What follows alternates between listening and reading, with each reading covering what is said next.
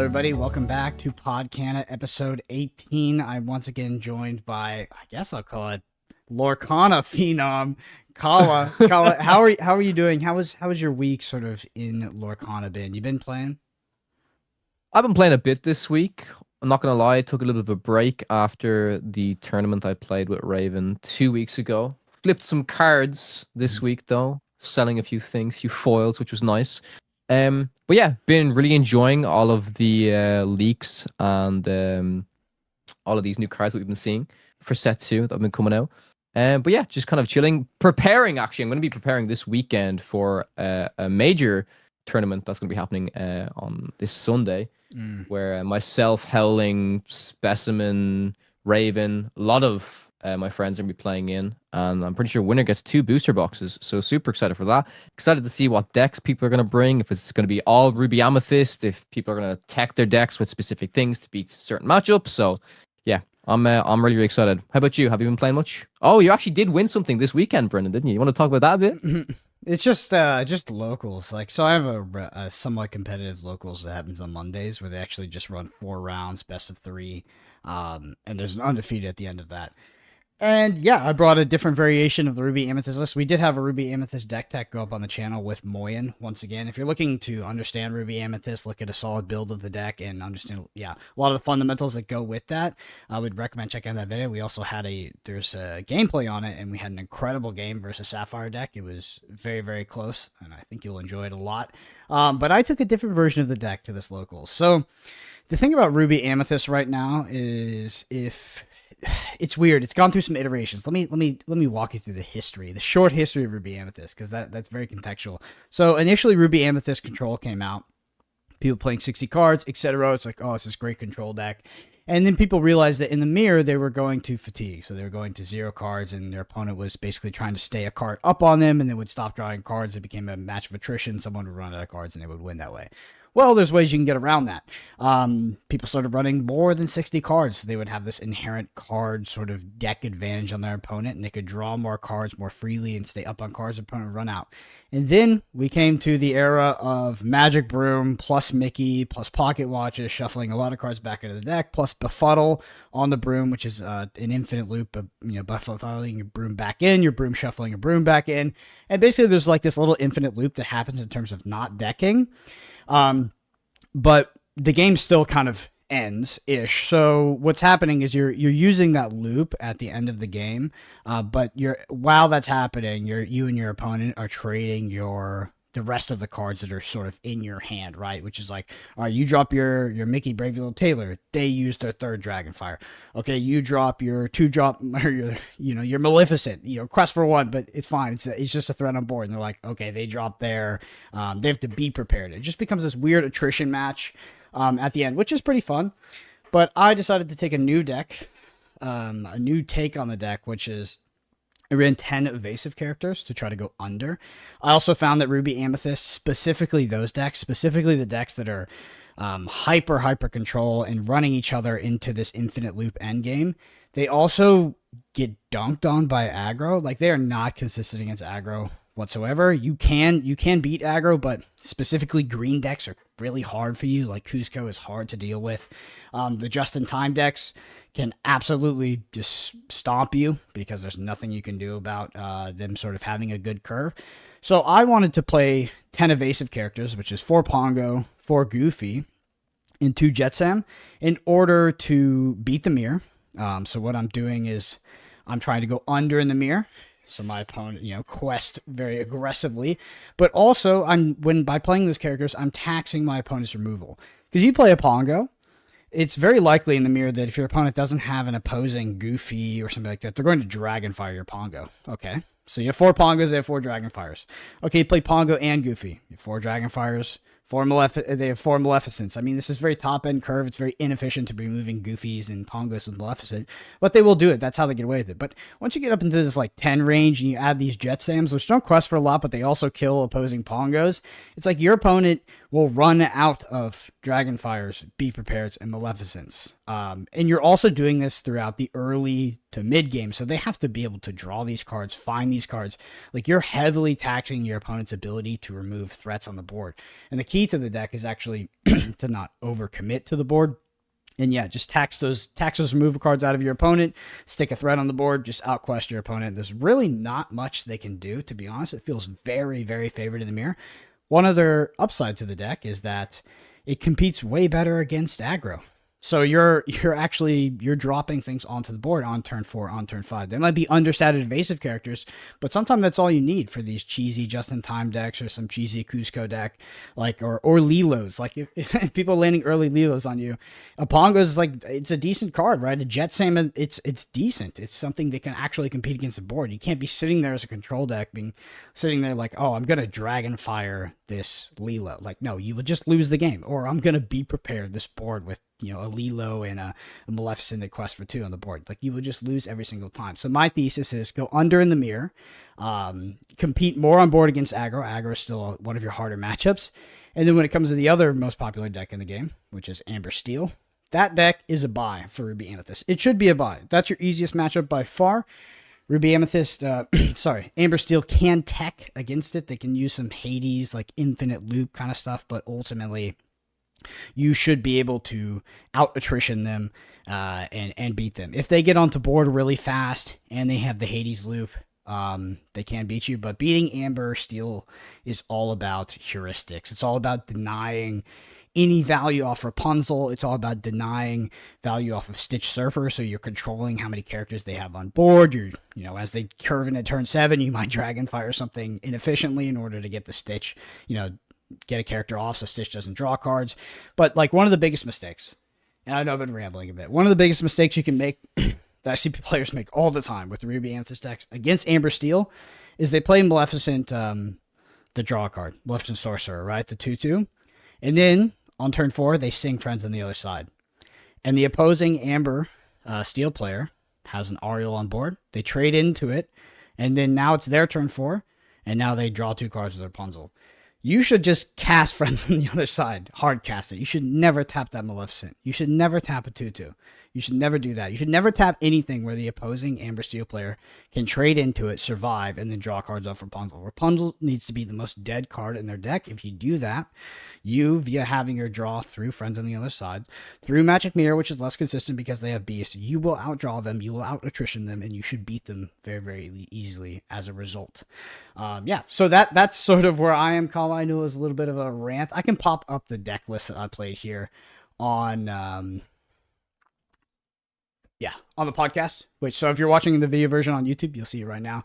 Kawa, I know you've seen it before, but we talked about the cards. Go for it, yeah. We already kind of talked about it, right? It's the 4 Pongo, 4 Goofy, 2 Jet Sam.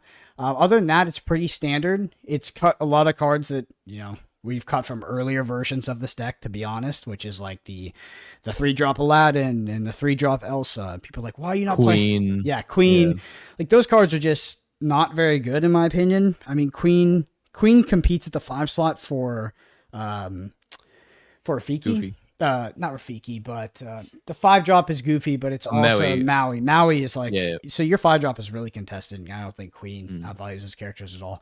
I think that the biggest thing in this deck is, 4 Ursula, 3 Elsa. You could easily make that 3 Ursula, 4 Elsa, but the way that the Inkables work out in this deck is that you are 96 or 97% to have 7 ink by turn 7, which is a fine curve. So basically the way you mulligan this deck is you just mulligan for Inkables. You just mulligan for Inkables. Even if you had like 4 Maleficent in your hand in your opening mulligan, you keep those to ink. Because that's the only way this deck really suffers, is not having the Inkables. Other than that, I think it's pretty straightforward. I'll have the deck list in the description if you're listening on audio. You can check it out. We're going to do a deck on this one later. But this is my current version. And the whole goal of it, once again, play in the mirror. Don't go to this infinite fatigue because you don't want to go there. It's a chess match, so you're going to get beat by the better player. But you also might just draw. You also might just run out of time, etc. It's just not where you want to be. And yeah, every single Pongo you have on the board, every single Goofy you have on the board, individually is asking your opponent for a Be Prepared, a Dragonfire, or a Maleficent, which is a very high-end curve. So you ask your opponent to answer a lot of things in this deck, and it genuinely makes the mirror feel pretty Easy. Kawa, I know this this is the deck that you're planning on bringing. What is sort of your thesis behind that? Well, it's probably for the wrong reason. It's because I don't like those kind of chess situations. The game drags on for so long. Obviously, with this matchup in the mirror, the game is of course going to go on for quite some time. But yeah, when I heard you and Moyen talking about Befuddle and Brooms, I was like, nope, playing a different deck. Don't want to have a look at it. But then when I saw this deck pop up after you post on Twitter, this kind of seemed more along my style. I do like control decks, but I like the fact that this, like you said, goes under the mirror. You can kind of quest aggressively with the evasive cards. Also makes your opponent use up their removal tools. Rafiki in this deck, like you said, against the Amber Steel is just so good. You just kill the aerial. It's. I do have a question though, and because I know one big combo that you talked about during the mirror match previously to us is the White Rabbit's Pocket Watch and the Aladdin and stuff. 19. So I'm more so curious about are the 4 Aladdins in here still necessary? Obviously, you cut the smaller Aladdins and stuff like that. Are they just good for a body? Would you cut even one card to put in the Pocket Watch to just use with an Aladdin on 8 to kind of get that trade in? Yeah, so Aladdin it doesn't have that function in the end game combo, which we'll talk about, but I'll explain that too in detail. So Aladdin basically it's an inkable card, but it's also, you drop this on turn 7. Your opponents may be aggressively questing on you. Maybe you're playing against Amber Steel. Maybe you're playing against an aggro deck. And now you say, hey, no more questing for you. Like, it just trades so well, right? And if you land a shield as well, your opponent literally can't quest anymore until they deal with the Aladdin. Obviously, there's exceptions to that. There's outliers, right, where they're close enough to 20 lore that they're gonna just keep questing in their face. But for them to outpace you, if you have something like a shield on the board before the Aladdin comes down, outpace you, swinging 4 lore, right, swinging in 8 total lore across the board, if they decide to keep questing in front of you, it's just not going to happen. So it's just still a strong card. It's even a strong card in the late game, like it in the mirror as well. You land it, your opponent can't question your face, etc. Has to use removal. Yeah. It's one of those cards that hits the battlefield and it kind of just stalls the battlefield, right? It also, once again, is like, hey, you got to remove this if you want to quest. A lot of time in the mirror, people will opt to, maybe not answer that threat and still work on card advantage, work on drawing more cards from Magic Mirror, work on developing the board a bit more, etc. But yeah, the no White Rabbit's Pocket Watch, that is a big contention, right? So I think you could play one. My issue with White Rabbit's Pocket Watch is I think Ruby Amethyst has one weakness, and that's aggro decks. I think that Amber Steel is your best matchup, and I think that you can beat the mirror if you have the right deck. And White Rabbit's Pocket Watch is super dead into aggro. It is such a bad card. It's even bad when you're like, oh, but it's inkable. It's like, you still don't want to draw it against aggro most of the time because you're mulliganing for inkables, and you don't want a card that is literally only an inkable, which is what that feels like in an aggro matchup in your worst matchup. I thought about putting it back in just for the threat of having that combo in the late game. With Aladdin. Yeah, so the combo, by the way, is if you have 19 ink and you have Pocket Watch plus shield already on board, what you can do is you can play Elsa, tap down 2 things your opponent has. This is in the Ruby Amethyst match, most likely. Then you can play Aladdin. You can give Aladdin Rush with the Pocket Watch. You can attack with Aladdin, untap it with the shield, and attack again. It's a combo that's really common in like these ultra late game Ruby Amethyst matches, but yeah, I never got to that point. I did find myself like maybe thinking about it, and because I played two mirrors this past weekend, I thought about it and I was like, maybe it would be nice to have this as we go into the late game. And I'm like, I looked through my opponent's graveyard. I'm like, wait, my opponent has no removal. All right, play a dog. And then they can't do anything. I just like, it's hilarious. If you have too many of these evasive characters, it's just so hard for the Ruby Amethyst deck to deal with 10 evasive characters, especially when 8 of them quest for 2.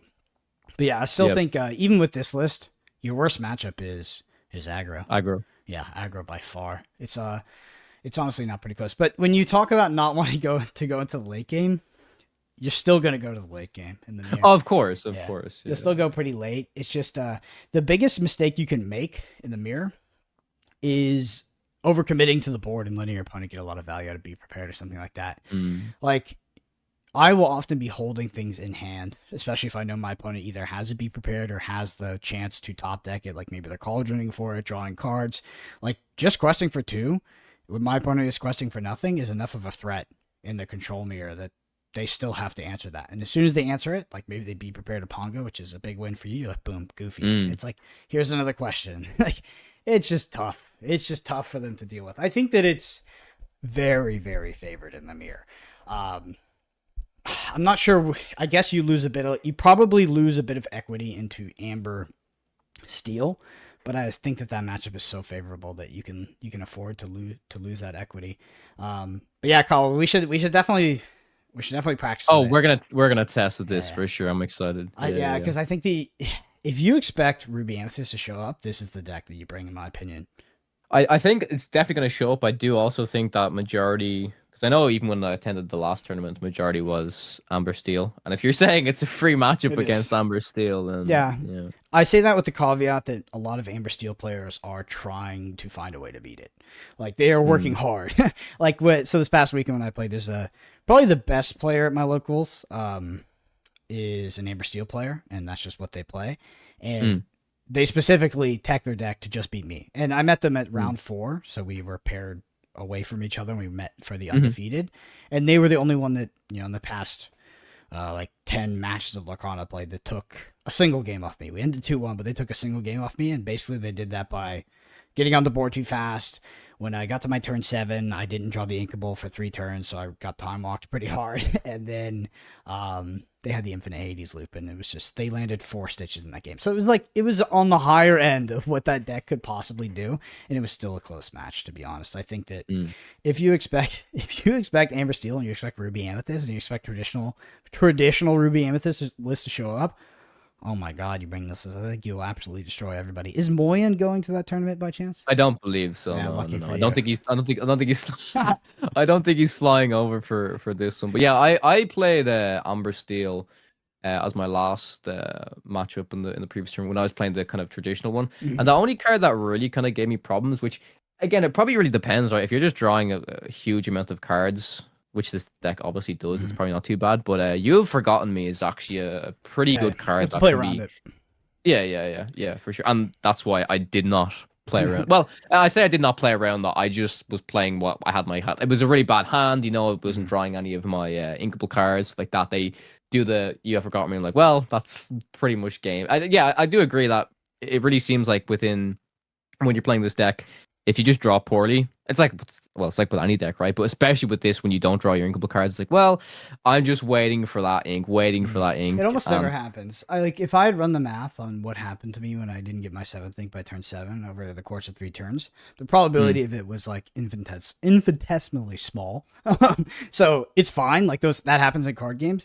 You have to play around You Have Forgotten Me. You should. This is a fundamental of all card games, but if you haven't heard this before, you should think about this when you're playing in Lorcana, especially when you play against a somewhat favorable matchup.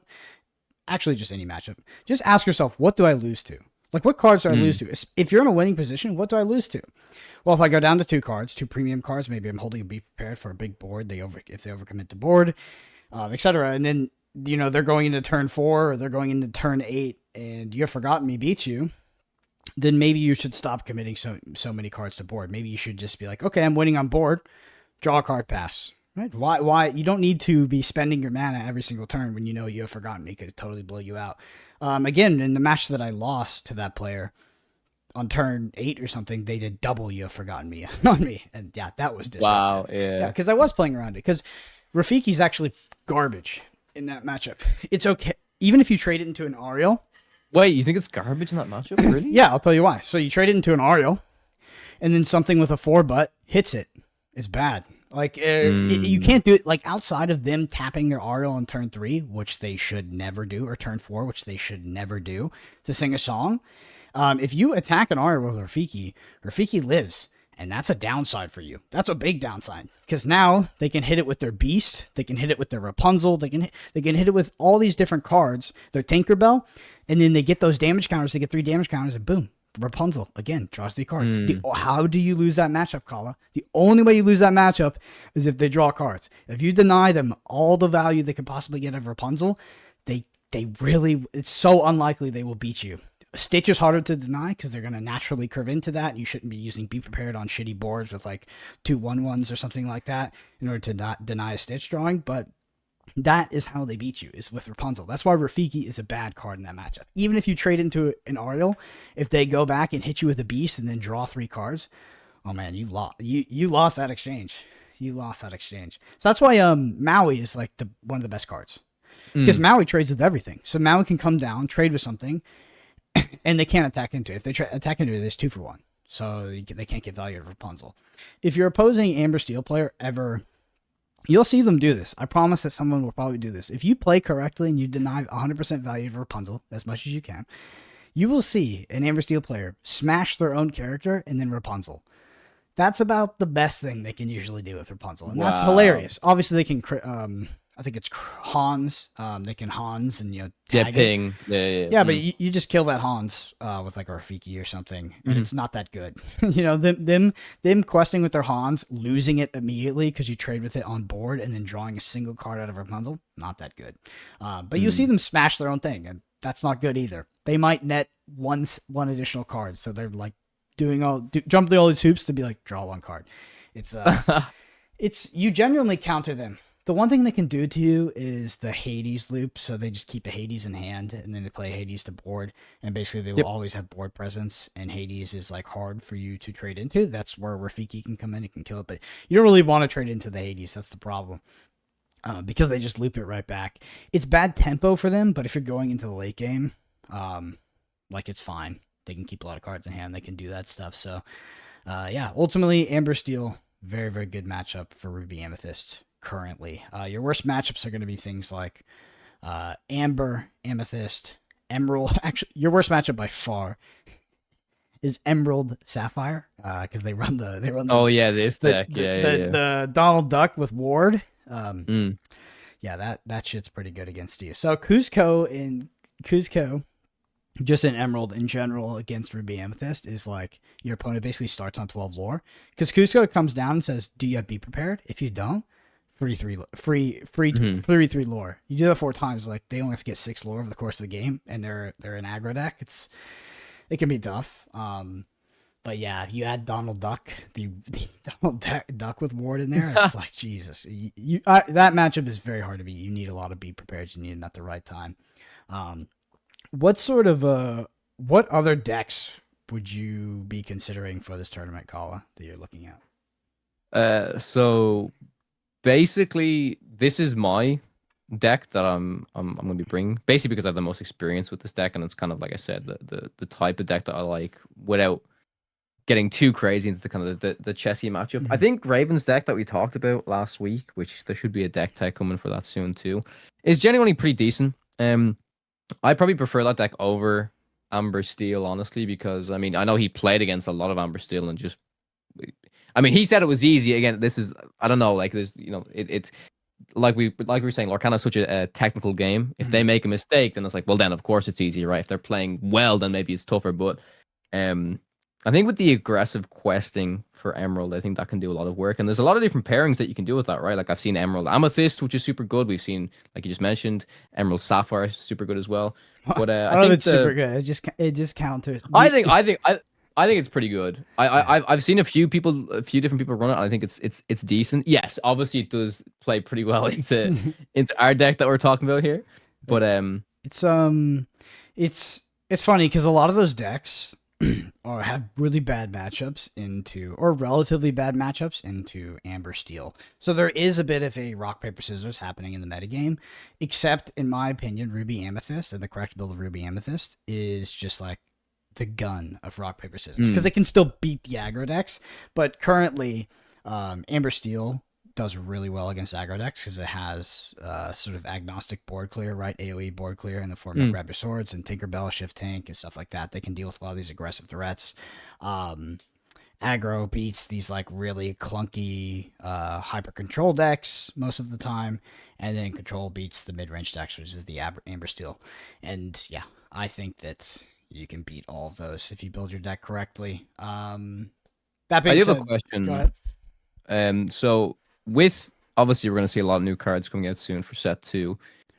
Do you feel currently, and I think I know the answer to this question, Do you think currently that Ruby pairs well with any other ink color at the moment besides Amethyst? And I would say, in my opinion, I think the only one that comes to the top of my mind at the moment is you can do some pretty cool like evasive stuff with Ruby Emerald, right? But I Yep. still don't think that's insane. It's pretty good. That But deck is really good against Ruby Amethyst as well. So oh, really? it's not good Interesting. against my deck, but the evasives. So we talked about it on this Mm, podcast recently. I was like, mm, evasives is. I said evasives is unplayable in a mm, amber steel dominated meta, but mm. evasives absolutely dunks on the traditional Ruby Amethyst decks. It does not beat my version because you have evasive goofies to trade. So it's Hmm. already a close matchup. Ruby Amethyst is already removing things, and they're kind of still barely getting you. When you add an element of being able to compete on board with them as well, and potentially trade into two characters, which is what Goofy can do sometimes. Yeah, it's a much better matchup. I actually think that I think that's a very valid combination, by the way. Emerald Ruby. I think it's a super Mhm. valid combination. That's like a good deck you could potentially bring. The only issue is, yeah, Amber Steel is going to be a hard matchup. Yeah, it's bad into Amber Steel. If Amber Steel is everywhere, then I don't think many people will be bringing that matchup. Yeah. So the other one is the other Ruby deck is Ruby Sapphire. Ruby Sapphire just hyper ramping to Maleficent, getting onto board really aggressively, and yeah, just like so. If you ramp into Maleficent, it can be pretty tough for your opponent to deal with if they don't have removal because it's just so much tempo, right? You immediately get the nine ink, and anything they drop, if you have the right cards in hand, you're just 2-for-1ing it right off the board, and you're dragon firing, and you can do things like play Dragonfire, deploy a threat on turn 5 because you've ramped so much. I don't know if the Mm, deck is good, but it's a fine combination, to be honest. yeah. I think that particular combination, Ruby Sapphire, I think just whenever I think of Sapphire decks in general, for me personally, I like to pair it with some sort of card draw because you're ramping for so much and you're using so many of your cards. We talked about this pretty much like on one of the first podcasts that I hopped on here. It's like a top deck fiesta, right? With Sapphire, Mm. because you're just putting all your cards into your inkwell, and if you don't have any of like consistent card draw, it's like, well, I hope this card I draw is big. I hope this card I draw is like actually like playable. Um, but yeah, I'm curious to see what other directions Ruby is gonna go in because it has some like really interesting tools. Mm. Yeah. I did some paper gameplay, recorded gameplay with a YouTuber, Flesh and Blood player, actually like multi card game player, called DM Armada. He actually was local to me, and we played 3 matches, and you were swapping the decks around. And one of the decks I brought was Sapphire Steel combo, Mm, sort of an untuned list, kind of net deck the list, changed like 1 or 2 things right before I got up there, but it was versus Ruby Amethyst. It was a cool match. Like I almost drew my entire deck. I had like 17 ink, and yeah, the only thing I lost to, like I was about, it was very close game. Like we went pretty deep into the late game, and I just lost to Pocket Watch Aladdin. Like the Aladdin needed to be in hand after a whole new one of the whole new worlds I did, and but it was a great match. Like and that deck is super fun to play. I think that deck is pretty weak and it's very overrated. But yeah, I mean Sapphire Steel is it's a pretty legit deck, the combo deck. And I had a ton of fun playing. It's probably, you know what? But I want to talk something you said with the you inquired about Rise of the Floodborn. So mhm. one thing I'm actually concerned about with Rise of the Floodborn, this might be better for the player base as a whole, but right now, and I say this with not a crazy amount of card game experience, but a good amount. Lorcana is honestly, this version of Lorcana, this meta of Lorcana is one of the best card games I've ever played in my entire life. And it is very enjoyable. I love it. It feels like you can play so many different decks. There is like a best control deck, there's a best mid-range deck, there's a best aggro deck. It's kind of a rock, paper, scissors format. I mean, it feels very skill oriented. Doesn't feel like there's a ton of variance going on. Mhm. My biggest worry for Lorcana is that will change as card design gets pushed in set 2 with some of these more powerful cards. Will be more like, oh, my opponent landed the turn 5 Cinderella. Okay, I lose. But I'm not saying that example specifically. But it's funny because the card game is so good right now that I'm at a point where set 2 actually just makes me more anxious than anything because this time period, this sort of time capsule of Lorcana, this meta is one of the best card game metas I have ever played in my life, and I've had the most fun playing this card game than I like ever have before, to be honest. And that, Wow. yeah, you would be, And a new set only just kind of scares me, to be honest. Because yeah, I mean, you look at the pixelborn stats. I know we talked about the Raven, how it's maybe not accurate to the competitive scene, but it's a very, very well balanced game. And despite a lot of the card design being vanilla, the gameplay does not feel very vanilla. Like, you are doing busted things. You are drawing lots of cards of Magic Mirror. You're cauldroning. You're 2-for-1ing with Maleficent. You're Whole New Worlding or Wheel of Fortuning from Magic the Gathering. The game is so good right now. Like, Kawa, you have no idea what it takes to get me to go out and play a locals at this point in my life cycle. All my locals, by the way, 30 to 45 minutes away. Yeah, so 30 minutes there, 30 minutes back. Locals are a struggle for me, just because I always tend to be recording on the evenings, and like that's just like my most busy time. And I love playing my Lorcana locals. Just the one, because all my other locals, no offense to them, they kind of suck. And the reason they suck is because they are hyper-focused on Lorcana League points, which, this is my personal opinion, is going to piss some of you off, and that's totally fine. Literally just my opinion. I think the whole Lorcana League thing, for me, for what I want out of the game, super lame. I don't care about it at all, and it's kind of just annoying. Like, that there's all this like dress up as this character, and it's like, oh, did you read the sheet and get your points? I'm like, dude, I don't care about the points. I just want to play the game. But there's a lot of stores near me that just like they lean into that over anything. So like, no prize incentivization, best of one, single limb, and it's like, I'm not going to drive 40 minutes to single limb. Like, that's just a waste of time, where people are going to be playing like these silly aggro decks to go get their league points. If that's the way you want to engage with the game, totally cool with you. But for me, that makes me not go to those stores. So there's only one store that does best of 3, multiple rounds, gets an undefeated, etc. And that's where the competitive players go, and that's where I have fun. I think that kind of is a very similar thing for me, right? Especially because this is my first physical card game that I've kind of jumped into. It's very funny because there's one kind of local game store. Again, same type of situation. It'd be about 30, 40 minutes away.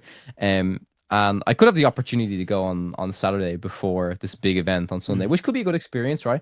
But I'm actually just going to stay home and just practice some Pixelborn. And the biggest thing for me is, again, I'm a huge competitive player, right? Have been in Marvel Snap and stuff like that. But the opportunity for me to go over and meet one of my friends, flight's not too long, go and compete, and which I'm very thankful that this specific store in Manchester is actually doing like a pretty big tournament with some decent pricing, right? Like 2 booster boxes for first place, and not even just that. I believe like top 8, they all get pretty good pricing, right? It's like second gets a box and a half. Some with like maybe third and fourth get 12 packs, and kind of just keeps going lower. Like, I'm very glad that certain stores like this store are reserving stock specifically for events like that, and not just like, okay, we've got stock, let's just sell it to people, right? They know that events are important, that people want to play within events.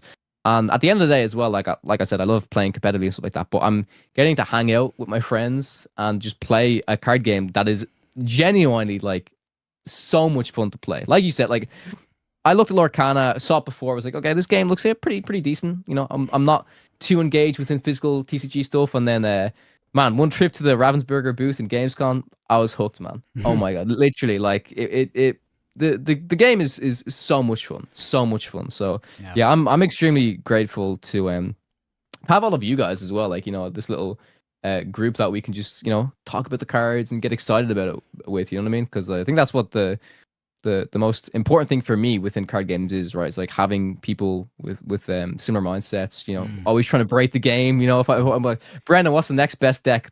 You're the first person I'm going to ask, 100%. You and Sasha.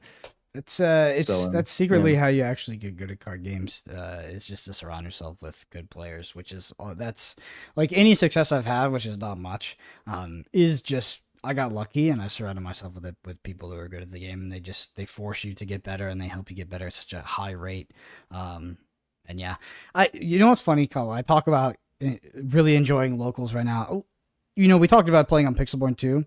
The paper analog is much more cathartic. It's much better to play. Like, I love playing with my paper cards. I want to do that. Yeah. Right? But I'm not going to drive 40 minutes for a best of one where I'm facing somebody on aggro deck who's trying to get like some pin is wearing a Disney t-shirt. I'm sure that I know I said that in a bit of an aggressive way, but it's just not for me. It's just not for me. Okay. I can't play physical. I can't play locals anymore. Do you want to know why? Because that deck I've been playing, all those decks I've been playing, those weren't my cards, Kawa. I Oh borrowed those cards. no, Yeah. no. So a guy named Terrence who lives near us. He's from Flesh and Blood. He had a full collection. He lent it to me for a couple weeks, mainly so me and DM Armada could actually film those videos. And I had to give it back 2 days ago. So I've been playing locals with those cards. So I actually don't really have cards anymore. I have an Amber Steel deck, which I actually did buy. I honestly don't like playing Amber Steel because the mirror, in my opinion, feels very. I feel the most variance in Lorcana in the Amber Steel mirror, which I don't enjoy. And then I feel like the Ruby Amethyst match, if you're facing a good player, is like, it feels like pulling teeth. Like, it sucks. It's just not fun to play. Like, their deck can actually just outplay you at every point, in my opinion, which could be a skill diff. I could just be bad at that deck, but from sitting on the other side of the table, sitting on the Ruby Amethyst side, I was like, It's tough. It doesn't feel good. It just feels bad because it's a long, drawn out game, and you're just like, wow, I'm just losing. Great. So I don't really like playing that deck right now. Kawa, there's a deck you sent me that you wanted to talk about. I pulled it up here now. I guess we'll put a link in the description to it, but I'll just go ahead and read it out. So. Yeah, I don't. This was from. I'll give you some context first. This is from a 1K tournament that happened recently. It made it to top 8. I don't think this list won. If this list won, it would have been everywhere. But it was within the top 8. And I'll talk about a few things about it. You can call it the list first, or you can go for it. I want to go to a little tangent real quick, and I want to rant about something. Go ahead. Almost every Lorcana tournament that's happened that's been played for stakes, the top 8 has not played the top 8, and they've split. Can you kids stop doing that? That's mad annoying. It actually, so there's this like card gamer mindset where they're just like hardcore plus EV, and I understand splitting top 8s and splitting finals and stuff so that you can mitigate the risk and split it more evenly because it can be pretty top heavy. But so many Lorcana tournaments have happened now where they just literally don't play the top 8. Like, I've seen it in the YouTube comments. Like, I remember Fnatic was doing like a breakdown. It's just like, by the way, people in the comments like, oh, by the way, we didn't actually play. It's like, great. I don't know what list is actually good. Like, it's just it's actually pissing me off. So top 8 don't actually play? No, I'm not saying this tournament. It's just happened in like 4 or 5 major Lorcana tournaments. The top 8 has just been like, oh, chop it up. It's common at TCGs. It's common to chop. But for consistently, like the past like 4 or 5 I've looked at have been top 8 chops. It's like, can you wieners just play the game so we can see the best list? It's been frustrating me so much because I was also looking at a similar list to this that was Amber Sapphire, and I was like, oh, that's exciting. It's like, oh, they chopped the top 8, and I know people were like, oh, but they made the top 8. It's like, yeah, there's a lot of decks that make the top 8. I want to see like them compete against the meta decks in top 8 because I have no idea what this deck faced in Swiss. Like, maybe in Swiss they just got an easy little route. They played bad players, they played bad decks. It's like, I want to see this up against the other players at top 8 with Ruby Amethyst and with Steel Amber. So I'm just kindly asking all of you Lorcana players out there, stop chopping top 8. Go for glory. Go for glory. Or you can chop the money. Just play the games. It's mad annoying. Anyway. Context on this list, or you want me to read it out first? So the hard part about reading these lists out is there's so many cards, right? No, we can just leave a link. We can leave a link if you guys want to see. Listen, if you guys want to see the link, go watch the YouTube video. It's going to be in the description. But basically, the whole idea of this list is, I'm not going to say, so it's not like heavy ramp. I guess you could say it's heavy ramp, but not really heavy ramp. Like, it does have 4 Gramatalas, 4 Mickeys, but I think the biggest thing that I kind of felt, because I've played this list a lot against Amber Steel and against the Steel Emerald deck, and the biggest stat type of thing in this deck is you'll see the Mr. Shmee in this deck, and I haven't really seen Shmee running like too many other decks. 2-5. And it's just good, right? It's 2-5. I think a 3 for a 2-5 is good. Yeah. I think the card's a lot better than people kind of. Well, maybe people just haven't used it that much. No, it is underrated. You are right. You can say that. It is better than people give it credit for. Yeah, for sure. Yeah, for sure. But I think this deck is pretty cool because it's actually the first time I've played the Aurora, the 5-cost Aurora, where like it gives everything ward. And then obviously if you're playing the Ruby Amethyst matchup, be prepared. It's fine. But I wasn't playing that matchup, and I guess if you're not playing that matchup, they're not really doing too much like target removal. But say if you're playing against a similar list like this, right, and they've got like the Hades or some type of removal, even an Emerald deck that runs Mother Knows Best or whatever, they have to deal with that Aurora before they deal with other stuff. So Yeah, it's annoying for me Amethyst as well, by the way. Like, Oh, you you think say, it is? Yeah. yeah, 100%. So you're telling me that every time you land an Aurora, I have to use Be Prepared? I Oh, I have to guess have it in my hand? it's like Cusco then, right? Yeah, Dude, it sure, turns sure. off every single call. Like, it turns off Dragonfire, it turns off Maleficent. Like, that's the worst part. It's like, let's say you develop your blue Maleficent behind this, and then I have Maleficent, and I'm trying to, like, 2 for on your Maleficent. I have to do it on your Aurora? That sucks. If it's on your Aura, yeah, that's true. And I can still quest for 3 then, yeah. And this still has like I wouldn't say crazy amount of card draw, right? But it has the Rapunzel, has Robin Hood in there, which I'm not too sure how I feel about. I do like the fact that he has evasive on your turn. I don't know if you've played with Robin Hood too much. You know, can I mean if they're just playing evasive cards, you can actually hit into them, which is nice. Stitch Surfer. Yeah, We've probably talked about this a lot. It's just but I genuinely think this card is just so good because like if you get the card draw, that's great. But it's just such a huge body as well. I love the fact that this is just a 4/8, so good. Hades super good to just throw stuff into your opponent's inkwell, let it go as well. It can just be sung by a lot of different cards in this deck. I'm not gonna say that Bell is your win condition in this deck. I didn't really get to that stage too much, but I think Bell is definitely good in this deck. Because obviously like with the natural ramp, right? You've got your Grammatala, you've got your Mickey Mouse. You get the Bell out on board, and then if you do listen, if you do Bell Aurora, they have to deal with that, and then they have to try hit the Bell. So I think this list has been like the testing that I've done so far. It's been limited, right? But it's been pretty good. I think you can adjust a few cards. I think the Be Our Guest helps a lot with card draw as well. You can do the Infinite Hades if you want to. I don't think you're really going to get there. But if you just get a Hades out on board, it dies, and you play another Hades, that is just pretty good that you can keep looping that. If you have the ink, right? Ramp decks, you just want to use up your ink, I guess. Yeah, the deck seems pretty interesting so far. So I believe that this is the type of list that my partner is going to be bringing to this tournament on Sunday. So I'll ask her to see how she kind of fared against certain matchups, because I'm more than certain that she's going to be playing a lot of Amber Steel this weekend. So I'm curious to see how that matchup goes. But yeah, what are your thoughts on the deck initially? Do you think it has some obvious weaknesses? Do you think it's interesting? I played against Pixelborn. Okay. Before. I think that it comes down to there's a heuristic on how you beat Amber if you're playing control. Or honestly, most of the time you just have to deny Rapunzel value. If you deny Rapunzel value, the draw potential of this deck goes way down, and that's super important because then you can start to run them out of threats. Especially when they play cards that are effectively bad cards, right? Which is like Mickey Mouse, the one that ramps. Like, that's a bad card, but it's played for a reason. Grammatala is a bad card, but it's played, for that reason. If you run them out of card draw, you have card draw, and you deny Rapunzel value, and they don't land a million stitches on you, you're in a pretty good spot. But yeah, I mean, Aurora is annoying. The Maleficent, the Quest for 3 is very annoying. And Belle is like Cusco on steroids if you have above 10 lore. Because it's the same thing, right? Cusco, you might think, people think about the Cusco ability, and yeah, it's good, banishing something. But what really makes Cusco annoying is, it just gets the quest. And, that sucks. Because it's 3. And if you do that 4 times, that's 12. And then you have 6 more to go. Aurora is it's on the board. It's literally remove this, or your opponent progresses 25% of their win condition. Yeah. Assuming you can trade with it after. I think the Belle's overrated as a card, but it's still a good card. I think there's a lot of decks that base their deck around just win condition with Belle, and I think that's the biggest mistake, where she's more of a mid-range card, I think. Yeah, I agree. I don't think you ever do the whole crazy combo Belle, because it does work sometimes, but I think it doesn't work. It doesn't succeed in what it wants to do more often than it actually succeeds.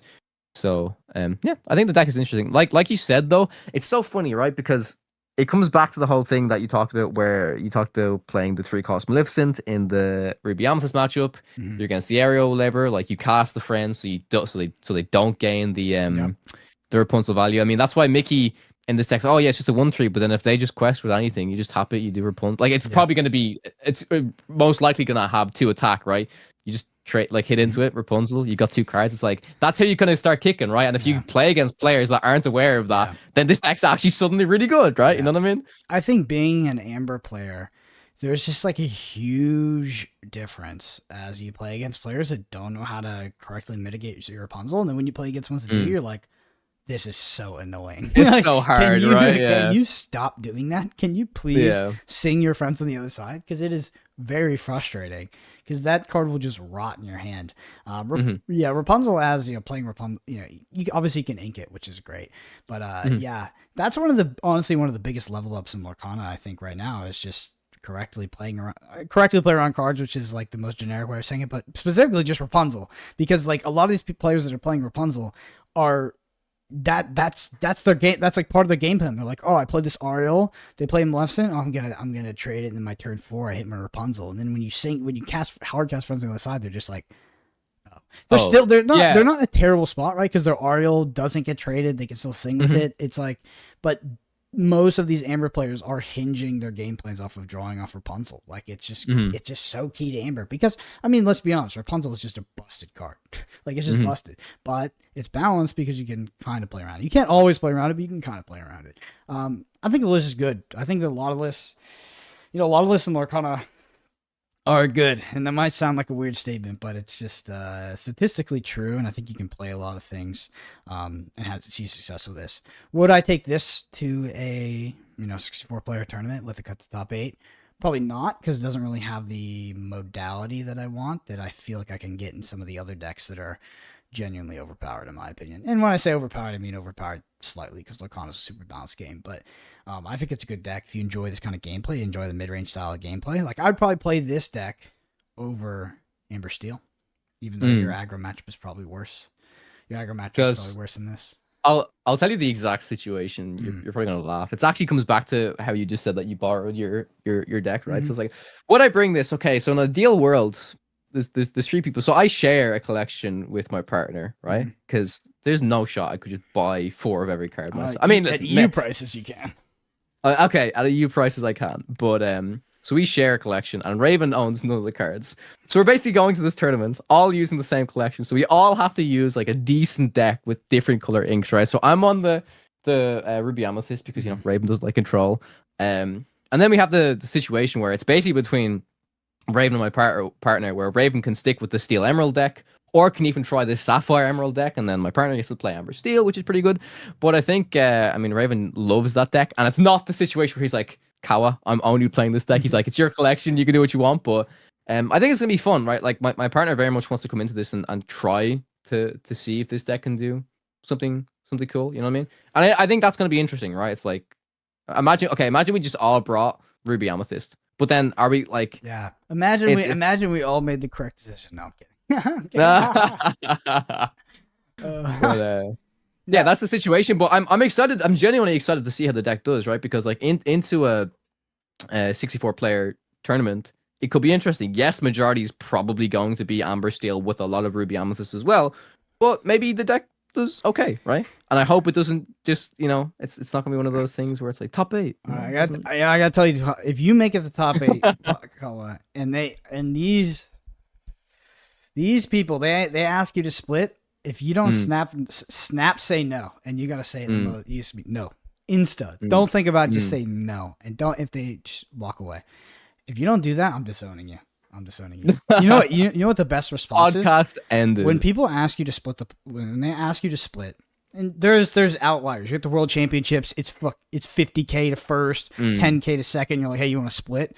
So that they both get 30. Yeah, more money. Yeah, they both get 30, so they mitigate a ridiculous amount of risk, and you have no courage. Then that's a fine choice. But if you're in the top 8 of a booster box tournament, and the 7 players come up to you and they go, "Hey, do you want to split?" You say, "Yes." Let's do all the first. That's how you split. Yeah. Let's do all the first. Oh, those guys just tilt me. It's just like, I understand that some people have to get plus EV at these tournaments, but if you travel with the necessity of being plus $10 EV, it's just like, just play the game. Just play the game. Yeah. Also, so why you're here. You're here to play the game. Yeah. I understand the aspect sometimes where people are like fried. Like I have split a finals before at a pro tour invite Flesh and Blood tournament or whatever, PTI. Yeah. And I split it because it was my friend who was also staying with me, and I just didn't want to play. I've been playing for 9 hours. Yeah, of course. For 9 hours. It's like we just chop it up. We didn't even play the match. So I'm a bit of a hypocrite there, but I consistently ask for the split all the first, because obviously they're not going to do that. They're trying to split it 8 ways. So it's a little bit of a bluff. They'll never take you up on it anyway. Cowards. All right, Cal, let's get into these. Let's get into these. Yes, let's get into the set 2 cards. Okay, so I totally forgot that when I pop these up on my overlay, they are going to be tough for me to read. This is on. So can you start us out with I'm Stuck? Yes, 100%. So I'm Stuck is a 1-cost inkable card within Amethyst. It's an action card, and it reads: chosen exerted character can't ready at the start of their next turn. What do you think? Just one sec, because this overlay is giving me some tough. But I do have my thoughts on this card while I try to get this slideshow to work. And that's that I think this card is better than Befuddle in a sense. So I think there was a lot of Ruby Amethyst decks that were playing Befuddle just to play it and potentially bounce like a Lilo, which I think it can win you a game or it can stop you from losing a game. But I think that ultimately it's pretty bad. Whereas this card is more playable because you can play it on like a high drop or something like that. I think it's a decent card. I'm Stuck. I like it. Befuddle now serves a pretty visceral role in that deck, right? People are using it, and yeah, I think that it's potentially a better version of that when you're not doing the infinite loop stuff. And I apologize to our video viewers. My slideshow is absolutely losing its mind, so it's just gonna keep sliding. That's the thing. So you'll see, you will see them come up every few seconds. I've tried to press every button I can, but it will not stop. So, Kawa, take us on to the next one. I can keep us going. Yeah. So the next card is Flynn Rider, Confident Vagabond. I believe that is 1-cost inkable cards. 1/3. The quests for 1 within Emerald. Yeah.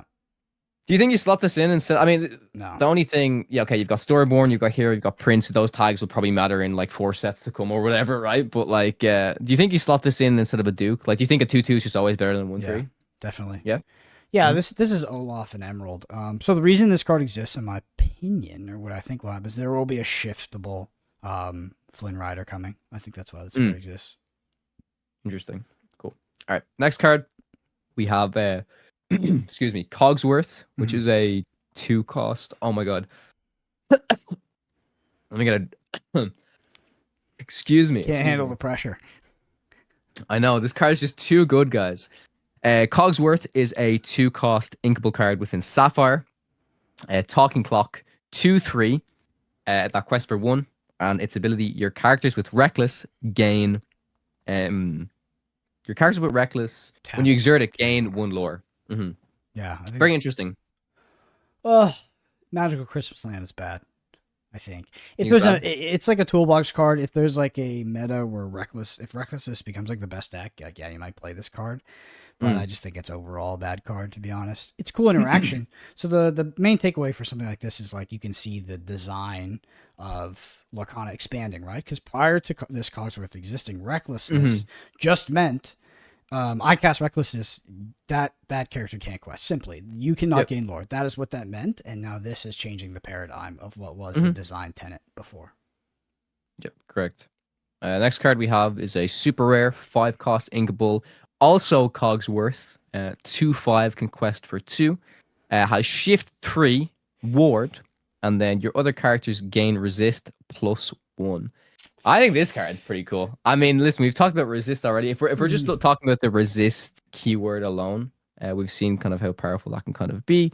With shift 3 as well, you can play it into the 2/3 Cogsworth. It's kind of hard to say though, because it's like I think I need to see a lot more cards to kind of actually value how good this card is. But I mean, if you compare it to Aurora, I guess it's different in terms of it has ward. It's not giving everything ward, but then giving everything resist 1 is pretty good against AoEs and stuff. Maybe you play this in a mid-range type of deck as well. I think you're shifting something. If you're ever shifting something, I feel like it's because you're immediately stopping yourself from losing the game, or you're immediately basically winning the game. So like a shift Aladdin is like, I make this play because it stops me from losing the game. Shift Tinkerbell, I make this play because it wins me the game, right? I play Tinkerbell. It does 1. I attack something that was exerted. I clear the entire board. Yeah. So other than that, I think the shift is overall a mechanic that you sort of want to avoid because you inherently set yourself up to get 2-for-1s, right? You're playing this on top of your other character.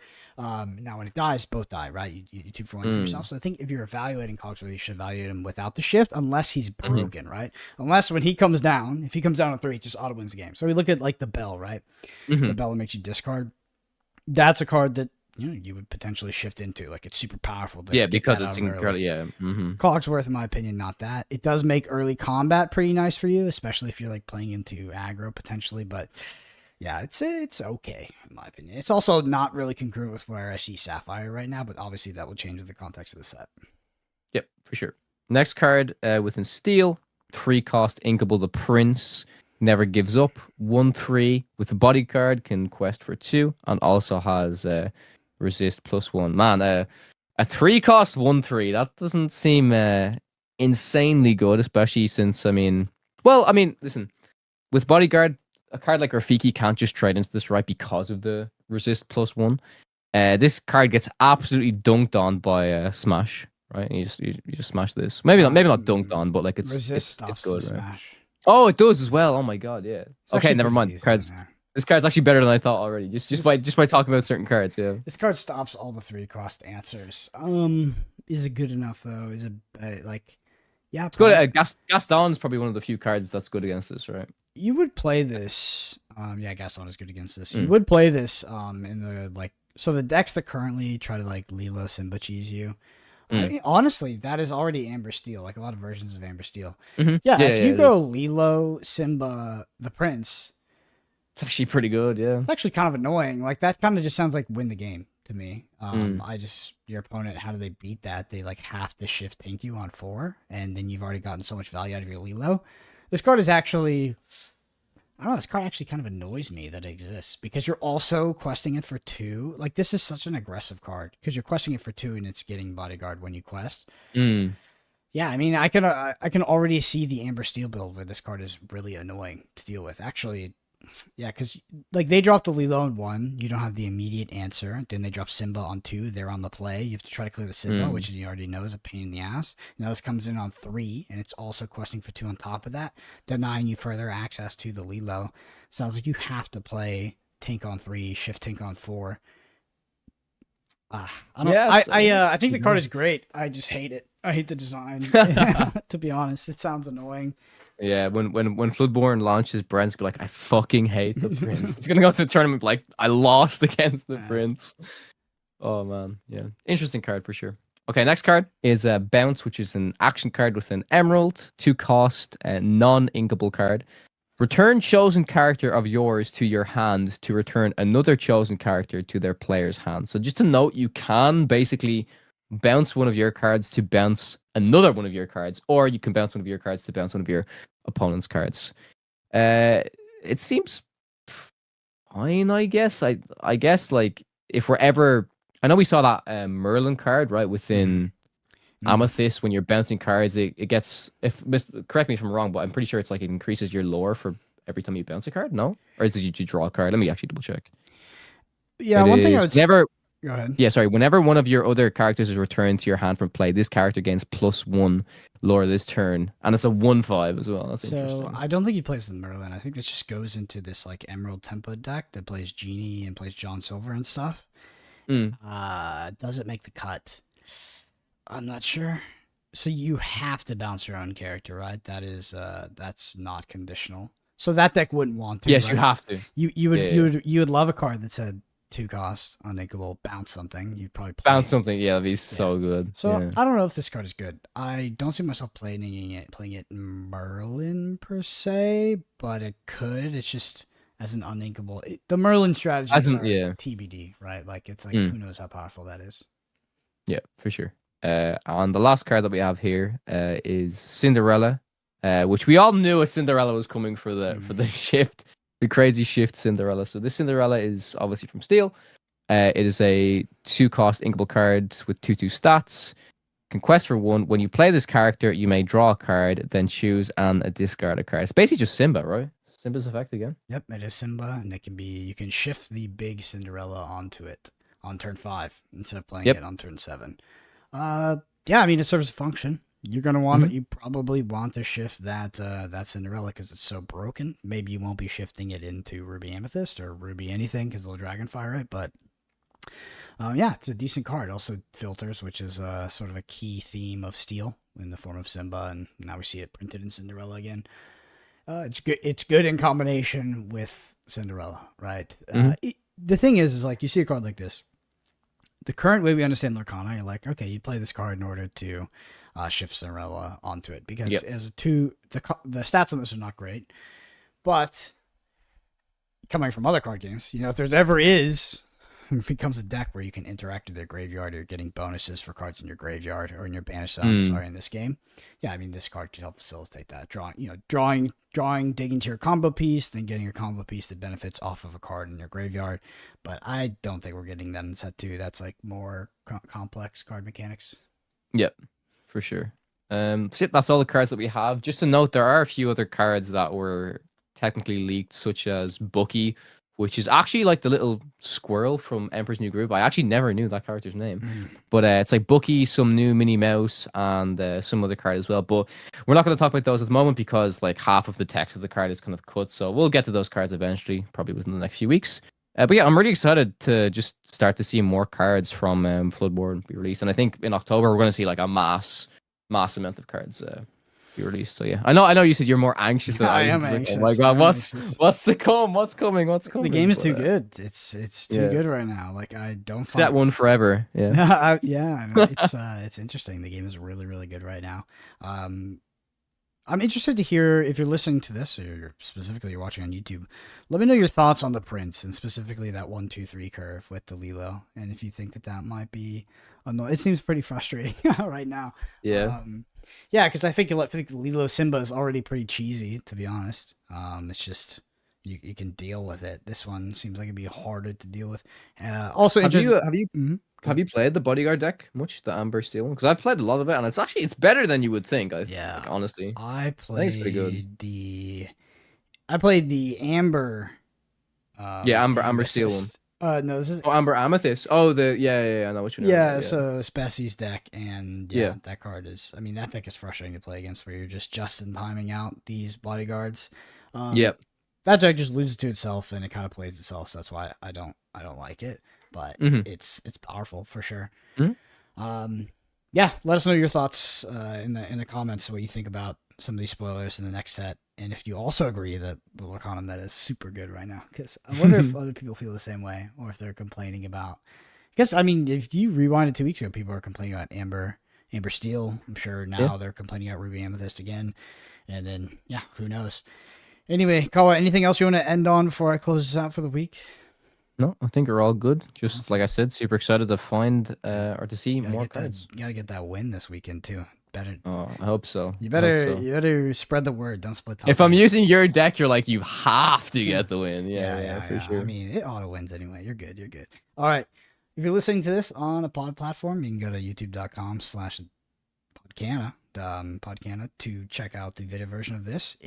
We do have card images up, deck images, all of that. Deck lists will be in the description, both on pod platforms and on YouTube. You can find us both on Twitter. I'm at Brendan APG. Call us at Kabatech_CG. And yeah, hit us with a like and subscribe. Got multiple deck techs up on the channel now. Check them out. Great level ups. Big shout out to Moyen for joining us. Thank you all so much for listening. We'll see you next week.